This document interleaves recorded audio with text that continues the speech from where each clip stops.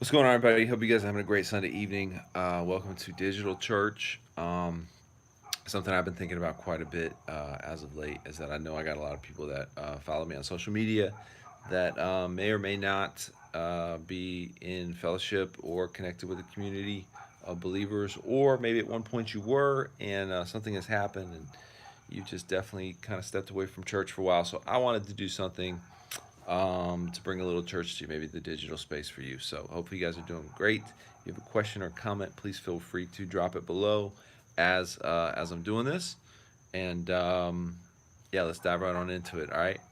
I want to share with you guys a story, real life story that actually happened to me a couple weeks ago. A gentleman gave me a call. I shouldn't say not me. I was one of the staff pastors on staff when this phone call came in. And I listened to him, this guy on the other line, and his voice was trembling. He was upset. He was frustrated. He was lonely. He was feeling like so alone that what he had actually said was on the phone, I just want to hear the voice of another believer. And as I began to talk to him, I found out that he had more or less been quarantined, self quarantined for almost 9 months, no interaction with people in his house. Um, his father had just passed away. On top of that, he just was concerned about his own health. He was an older gentleman. But the thing that stuck out to me the most was the fact that what he had said. He had said, "I just want to hear the voice of another believer."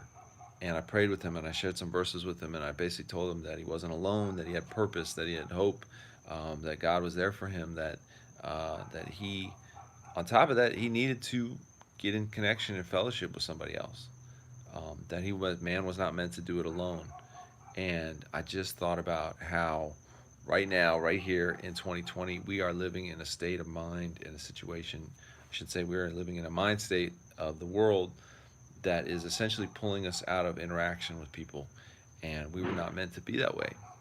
That's the best way I can describe that. And I realized he wasn't alone. He was indicative of a lot of people, right? I thought for every one of these guys I talked to, there's probably tons that I'll never talk to.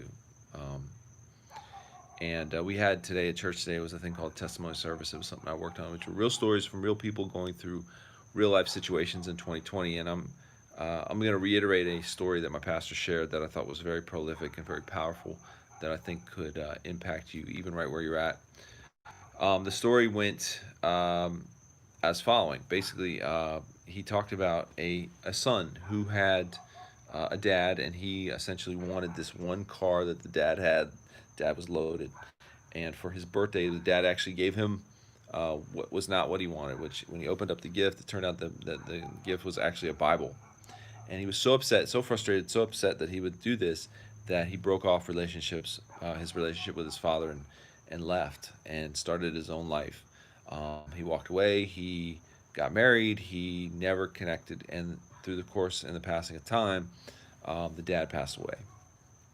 And long story short, um, this son tried to reconnect with him before it was too late. And when he did that, he was back at the house. And this father had a mansion, just tons of everything. Opens up the door into the office to try to go through his things, and sees in the corner that same exact gift that he had given him all those years prior. Trembling, he opens it up. He opens this gift up, looks inside, and finds the same Bible, opens the Bible up. And when he opens the Bible up, he realized that the father had highlighted a verse. And the verse was Matthew chapter 7, verse 11, which says this: "If you then, though you are evil, know how to give good gifts to your children, how much more will your Father in heaven give good gifts to those who ask him?" That had been highlighted. And as he looked down at the bottom of the page, he realized that inside that Bible actually had been a key. He took the key and he went downstairs into the garage and realized in the corner, covered up completely, was the car he always wanted. He realized because he had rejected the gift that the father had given him, he had never actually gotten the gift that he wanted, right? And he had that disconnect with the father the whole entire time. And what my pastor had shared about this story is that it's an example of how in 2020 many of us have suffered loss in way different forms. It might be marital, it might be financial, it might be physical, it might be somebody you love, it might be your mental state. You might have lost um, your direction right now. You might have lost your connection with God. You might have lost your connection with people. 2020 has been a year of loss for a lot of people. And he used this analogy to basically state that God can take that loss and he can turn it around, right? He can turn that loss around with a greater purpose if we are willing to accept what the Father has given us, right? So in this case, the son rejected what the Father gave him and never got what he actually wanted until it was too late. Had he had taken that gift originally, he would have gotten not only what the Father had for him, but what he had wanted in the long run. So I say all this to say is that there's a lot of people around me that have taken a loss, and it's very easy when that happens to blame God, for your circumstance, your situation, your sin, your whatever you want to talk about. It's easy to go, God, this is your fault, and then we walk away. We break connection with the Father, right? Not knowing that all things can work together for the good for those that are called by his name. I think about Job. I read the book of Job this year, which is not a great idea to do in 2020, but I read the book of Job, and when I read the book of Job, it's what I do remember so clearly about what Job said. Job says, even though he slay me, I'll still trust in him. I can't help but think about where I was 1 year ago, not knowing what my next direction was, not knowing what to do with my music, not knowing what to do with my art, not feeling inspired, not knowing financially how to get through this sucky situation I was in 1 year ago, right? Long story short, the reality was my career and my life was heading on a path, and at the end of that highway was a big fat cliff that I was going to go off of. God gave me an exit ramp, and not knowing that the music industry was going to be decimated the way it was, God provided. And I can't imagine where I would be. I know right now some of you are not able to look back on a year ago and go, okay, there's something bigger at work here. Right now you're stuck trying to figure out where you get off on your exit ramp. I just want to encourage you that God can bring hope out of hurt. He can bring purpose out of pain, and that he is working all these things together for your good in the bigger long run. And so I'm just going to kick you a verse. This is something I just wrote, okay? So it's going to be super rough. Bear with me. But I think there's something here that we could hear. The song is called We Gonna Make It. All right?